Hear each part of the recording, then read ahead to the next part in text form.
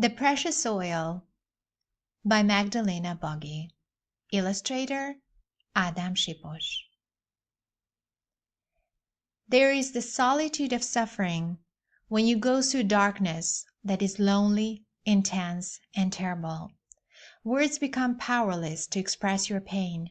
What others hear from your words is so distant and different from what you are actually suffering.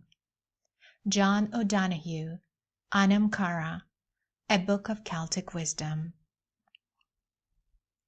Everyone is afraid of pain and suffering, yet these are threads in the tapestry of life. We feel hostility towards suffering because we were not created for it. It had never been God's perfect plan for us. We are terrified of the loneliness of suffering. Nevertheless, each one of us has to go through our own Garden of Gethsemane, a place which is both a sanctuary and a fiery furnace, a place where we should reevaluate our life, discover its true meaning, appreciate those we love and we are loved by, and meet with the one who is faithfully with us during this whole time, for we are not alone in our suffering. Jesus lost all his glory so that we could be clothed in it. He was shut out so we could get access. He was bound, nailed, so that we could be free. He was cast out so we could approach. And Jesus took away the only kind of suffering that can really destroy you, that is being cast away from God. He took so that now all suffering that comes into your life will only make you great. A lump of coal under pressure becomes a diamond, and the suffering of a person in Christ only turns you into somebody gorgeous. Tim Keller, Walking with God Through Pain and Suffering. The Precious Oil. Ole, the little olive, woke up early on this beautiful warm morning. It was quiet, except for the sound of birds flying over him from time to time. This day, like every other day, promised to be peaceful, but suddenly Ole began to feel somewhat anxious, as if something was going to happen, something new and unexpected, something that could bring an end to his calm and quiet life. He felt as if something unknown was going to take its place. This thought made him afraid, but the moment he glanced at his brothers, peacefully hanging on their branches, he immediately regained his peace and felt safe again. "Life is cool," Ole said to himself, and with a big green smile on his face, he started to swing on the branch on which he was growing. This made all of his siblings wake up. They all began to shout at him. "Why can't you relax? Do you have to start swinging so early in the morning?" They were angry at him. "I just wanted to stretch a little," he said. The olives became quiet, one after another, and they fell into deep slumber again. Ole began to look around and to wonder what life could be like up above him in the sky, where his bird friends were gliding in the air and where the stars shone every night. And what could life be like down below under the tree, where everyone seemed to be running and rushing around all the time? "I wish someone looked up at me at least once and noticed that I also exist," Ole would think to himself quite often, but in the midst of such thoughts his father's words would come to his mind. "My children, hold on strongly to the branches and never let them go. They are our life. Only here can we be safe.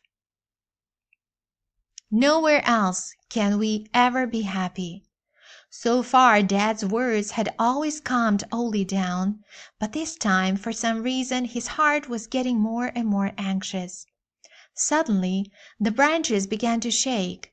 An unknown but powerful force shook the tree which until this very moment had provided a peaceful home for the olives.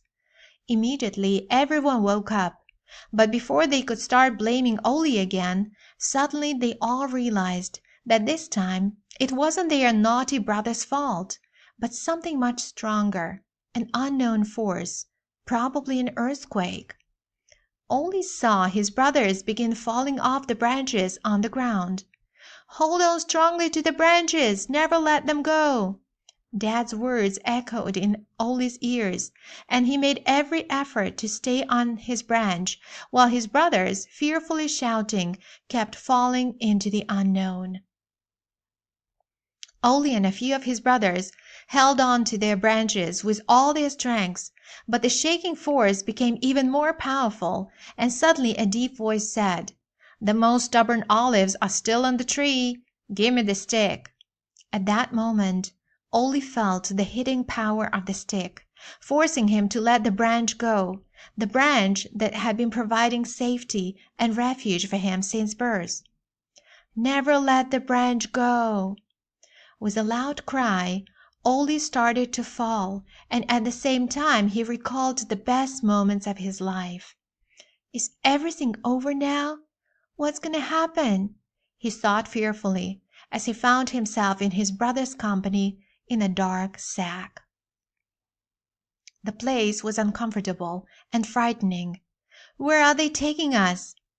Everyone kept asking each other, but nobody knew the answer. Suddenly the same deep voice spoke. "We have arrived, Gachmanim," the Garden of Gethsemane. "What is this place?" Again the olives cried out, but then they became very quiet because they knew that none of them had ever been there before. Suddenly they were almost blinded because of the light. It was a good feeling to breathe fresh air again. Ole caught sight of a huge stone, but before he could wonder what it could possibly be used for, he found himself together with his brothers on the rough surface of the stone. This fear was increasing. "You can start the pressing," said the deep voice, and after a horrible squeak, Ole felt another stone roll on top of them and begin to press them. The stone was turning around on top of the one underneath and cruelly doing its job. Ole tried to escape, but the stone would always catch up with him and pierce his tiny body. He felt his body getting flatter and flatter, and he was becoming one with his brothers in suffering. At first they all tried to resist the stone, but now they knew their situation was hopeless. The stone was too big and the pressure too hard. Ole accepted his situation, while the stone kept returning to him over and over again, pressing the oil out of him. Why? When is it going to end? But time seemed to be endless. The stone, which was seemingly proclaiming its victory, while rolling on top of Ole and his brothers with its terrible squeak, now suddenly stopped.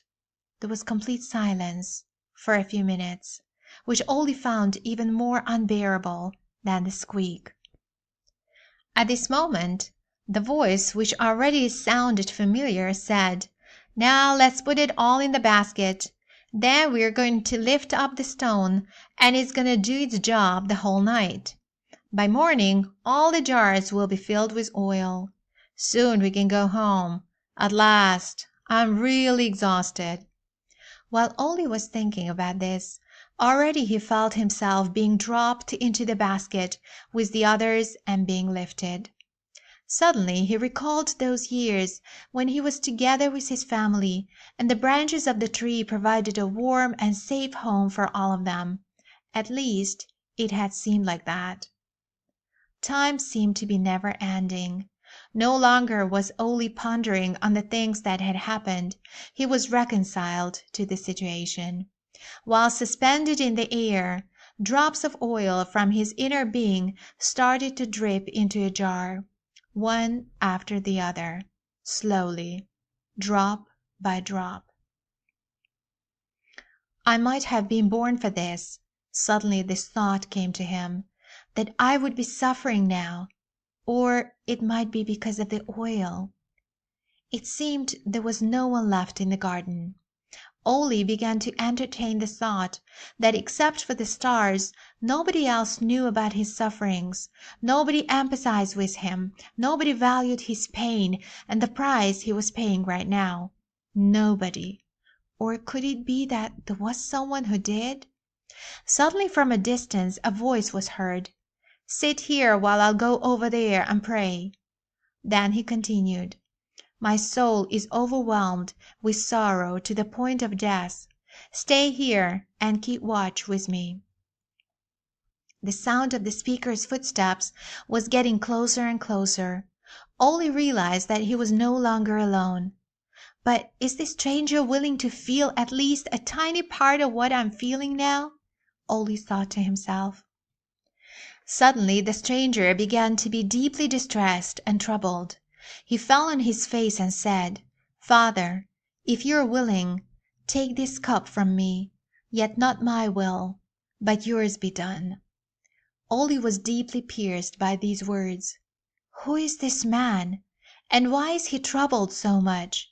Why is he not running away if his life is in danger? For he could do it. Or could it be that he has chosen to carry out a task that someone had entrusted him with? At this moment Ole recalled a story. It was his favorite one, which he used to love hearing. Abraham took the wood for the burnt offering and placed it on his son Isaac, and he himself carried the fire and the knife. Thus the two of them went on together. "Father," Isaac spoke up, "the fire and wood are here, but where is the lamb for the burnt offering?" Abraham answered, "God himself will provide the lamb for the burnt offering, my son." And the two of them went on together. Ole himself didn't know why this particular story had come to mind, as if the same events were taking place. Even the place might have been the same. But how long will this stranger have to be in anguish? Isaac finally didn't have to die. God provided. Why is this evening different from other nights? Or could it be that there is someone greater here, greater than Isaac, and therefore he has to pay a greater price? Ole, having completely forgotten about his own fate, now felt he was becoming more and more one with the stranger, who was apparently fighting the greatest battle in the whole universe, as if the destiny of the whole world depended on it. The stranger, being in anguish, prayed even more earnestly, and his sweat was like drops of blood falling on the ground. One could hear the drops of oil dripping into the jar. Then the stranger returned to his friends and found them sleeping. "Are you asleep?" he said. "Could you not keep watch with me for 1 hour?" How could they fall asleep? Ole thought to himself. At this very time, at this place. With his whole being he desired to let the stranger know that he was near him, and he wasn't asleep, but was keeping watch, that he could feel his pain and suffering. Or could it be the other way around? Maybe he, Ole, was no longer alone because the Son of Man was one with him in suffering. Ole no longer cared about his own pain. Now he knew with his whole being he wasn't alone. "Father, if you don't want to take this cup from me, but I have to drink it, let your will be done." At this moment Ole understood that the lamb promised to Abraham by God was now there in the garden, and he himself was willing to sacrifice his life. Ole was no longer afraid. Suddenly he began to understand the precious value of suffering, and that without being crushed there was no oil, therefore no light. "Let your will be done," repeated the one who was no longer a stranger, for Ole felt that he was closer to him than anybody else in the whole world. When they seized him and led him away, Ole knew that this wasn't the end at all, but the beginning of something glorious, which would be brighter than any candle, and would soon light up the hearts of all those willing to be crushed just like their king was, for oil to flow out of their lives. precious oil.